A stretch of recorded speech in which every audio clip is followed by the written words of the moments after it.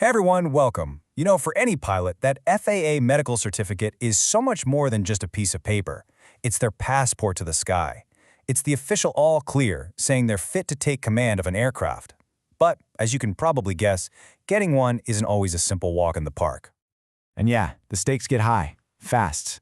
This one sentence really captures the dream and the incredibly high bar that comes with a career in aviation. This right here. This is the goalpost for anyone who wants to sit in the captain's seat of a passenger jet.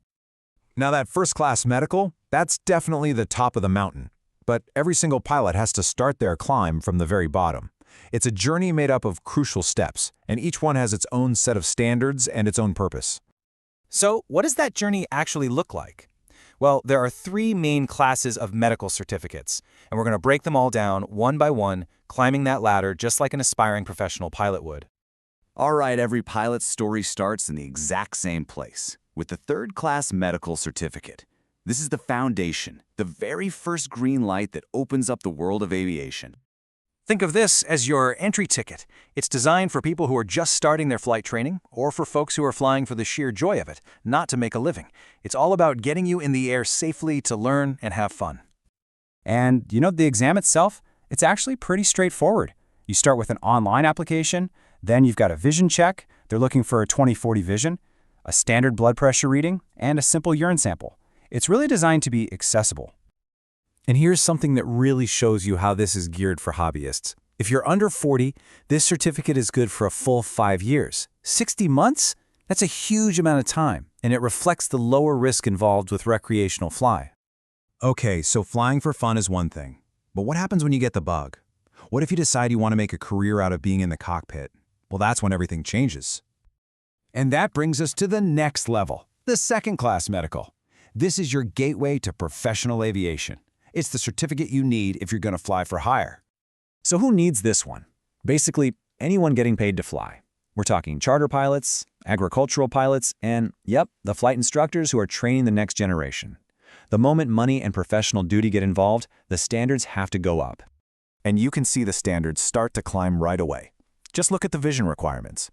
For that third class, 20/40 distance vision was fine. But now, you need crisp 20/20 distance vision. It just makes sense, right? When it's your job, your senses have to be that much sharper. And it's not just your vision. The whole exam gets way more thorough. The medical examiner is going to take a much closer look at your ears, nose, and throat, check out your heart health more carefully, and they'll add a color vision test into the mix, too. And check this out. The biggest change might be how long it's good for. We went from 5 years for the third class all the way down to just 12 months. That's a huge drop, and it means they're checking in on professional pilots way more often, which reflects their higher responsibility. All right, so now you're a commercial pilot. You're getting paid to fly. But what about the big leagues, the flight deck of an airliner with hundreds of people in the back? What does it take to get there? That, my friends, brings us to the top of the pyramid, the first-class medical. This is the absolute gold standard in aviation medicine. It's the most demanding certificate, and it's reserved for those flying at the very highest level. This one is the real deal. It's exclusively for airline transport pilots, or ATPs.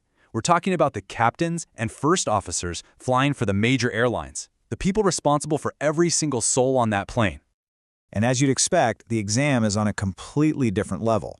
Once you hit 35, a resting EKG to check your heart's electrical activity is mandatory. You've got detailed blood work checking things like cholesterol, and a super thorough eye exam looking for any hint of trouble down the road. But honestly, this next number tells you everything you need to know. For an airline pilot over the age of 40, this certificate is only valid for 6 months. 6! Can you believe that? They have to go through this whole thing every half a year. It just shows there is absolutely zero room for compromise at this level. So, we've seen this ladder, right? Third, second, first class, each step getting tougher and tougher. The big question is, why? Why does each step demand so much more than the last?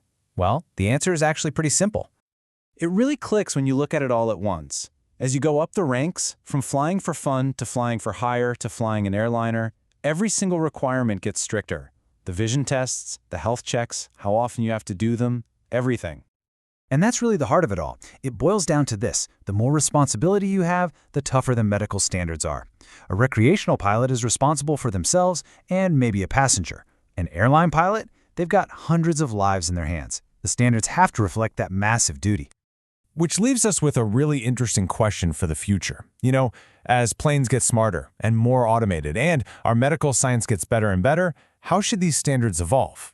Will we need pilots to be even sharper, or will technology give us new ways to make sure they're fit to fly? It's something to think about, for sure.